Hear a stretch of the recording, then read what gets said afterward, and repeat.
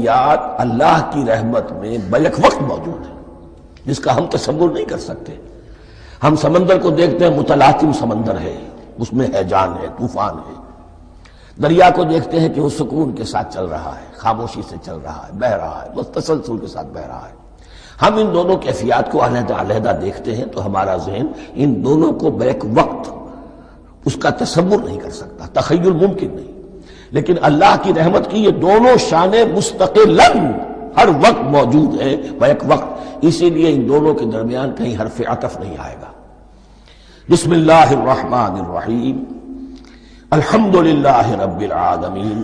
کل حمد، اور حمد کو ذہن میں رکھ لیجئے، حمد مساوی ہے تعریف جمع شکر۔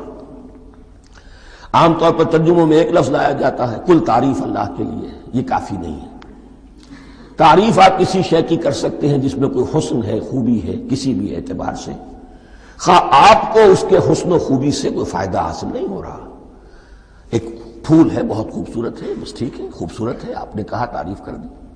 شکر کرتے ہیں آپ اس شے کا جس سے آپ کو کوئی فائدہ پہنچا ہو، استفادہ ہوا ہو، آپ کی کوئی ضرورت پوری ہوئی ہو، آپ کی کوئی مشکل رفع ہوئی ہو۔ اور آپ دیکھیں گے کہ حمد میں یہ شکر کا پہلو غالب ہے۔ جتنی بھی دعائیں ہیں حضور سے منقول، شکر کے مقام پر وہاں حمد آتا ہے۔ بھوک لگی ہوئی تھی، کھانا کھایا، الحمدللہ الذی اطعمنی وسقانی۔ اب یہاں دیکھیے ترجمہ تعریف نہیں، شکر ہے اس اللہ کا جس نے مجھے کھلایا اور پلایا۔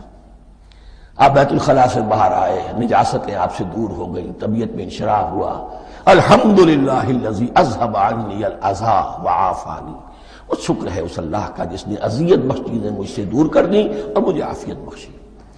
تو یہ الحمدللہ رب العالمین، اللہ تعالیٰ کا حسن و کمال اور حسن و جمال اپنی جگہ بھی اس انتہا کا ہے کہ جتنی تعریف اس کا حق ہے ہم کر ہی نہیں سکتے، لیکن اس کے احسانات اور انعامات ہم پر اتنے ہیں کہ ہم ان کو بھی گن نہیں سکتے۔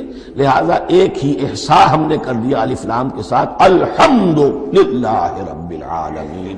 تمام تعریفیں اور کل شکر اللہ کے لیے ہیں کہ جو تمام جہانوں کا پروردگار ہے، رب ہے، مالک ہے۔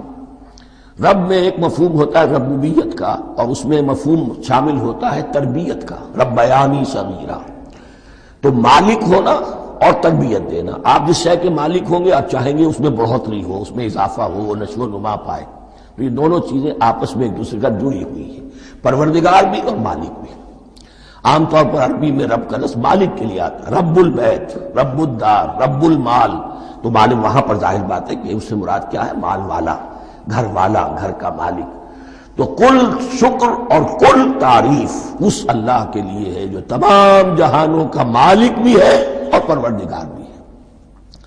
الرحمن الرحیم، رحمان ہے اور رحیم ہے۔ اب دوبارہ اس کی میں وضاحت نہیں کروں گا۔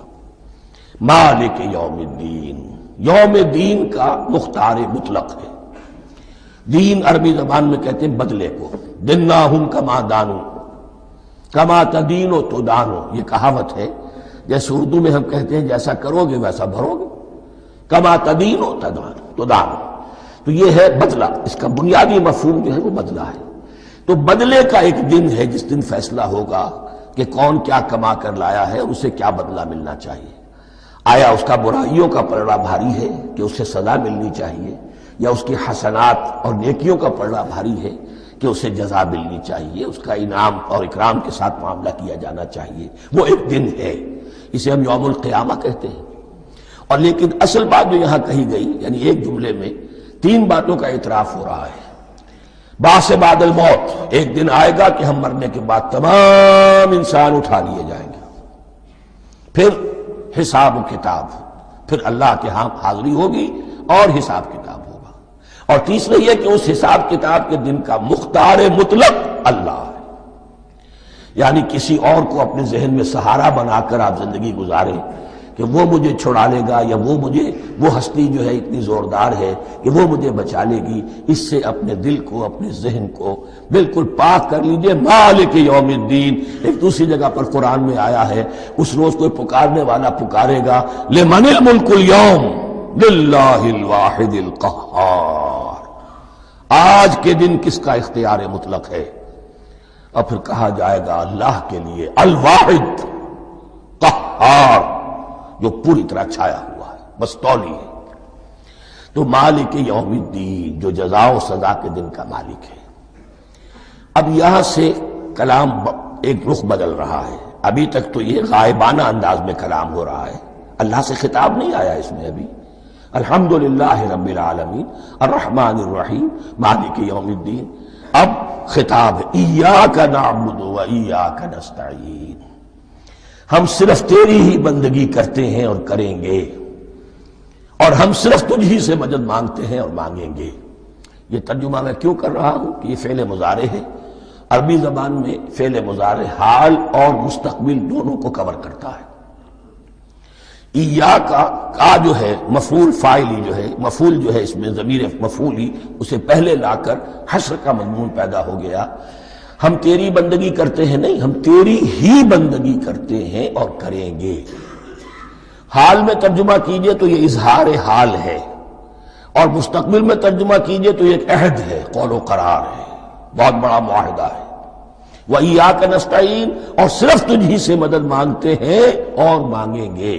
اس میں بھی حال کا ترجمہ اظہار حال، اللہ کرے کہ واقعی ہمارا حال وہی ہو، جب ہم یہ الفاظ کہتے ہیں تو واقعتاً ہم اس پر پورے اتر رہے ہوں کہ اسی کی بندگی کر رہے ہوں اور اسی سے ساری استعانت اور استمداد کر رہے ہیں۔ جہاں تک مستقبل کا تعلق ہے وہ پھر ایک عہد ہے۔ اہدنا الصراط المستقیم، یہ مقام وہ آ گیا کہ یہاں تک تو اے پروردگار ہم پہنچ گئے، تیرے فضل سے، تیرے کرم سے۔ فطرت سلیمہ بھی تیری عطا کردہ تھی، عقل سلیم بھی تیری ودیعت کردہ تھی، ان دونوں کی روشنی سے ہم یہاں تک تو پہنچ گئے۔ اب ہماری جو ضرورت ہے، احتیاج ہے، وہ کیا ہے؟ اہدنا الصراط المستقیم، ہدایت بخش ہمیں سیدھے راستے کی۔ یہاں دو باتیں سمجھ لیجئے۔ انفرادی سطح پر